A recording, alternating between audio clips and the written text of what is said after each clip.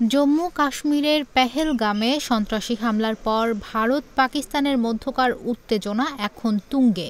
গতকাল শনিবার রাতেও পাকিস্তান ও ভারতের সেনারা নিয়ন্ত্রণ রেখা অর্থাৎ এলওসিতে গুলি চালিয়েছে। ভারতীয় সংবাদ মাধ্যম এনডিটিভির প্রতিবেদনে এ তথ্য জানানো হয়। বান্ডেল থাকলে প্রতি সেনমানিতে টাকা বাঁচবে।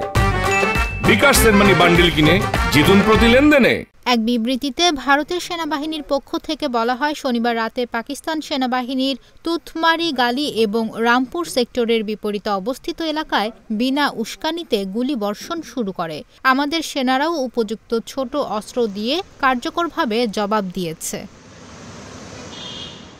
এ ঘটনায় কোনো হতাহতের খবর পাওয়া যায়নি। এনডিটিভি বলছে, এ নিয়ে পরপর ৩ রাত এলওসিতে গোলাগুলির ঘটনা ঘটল।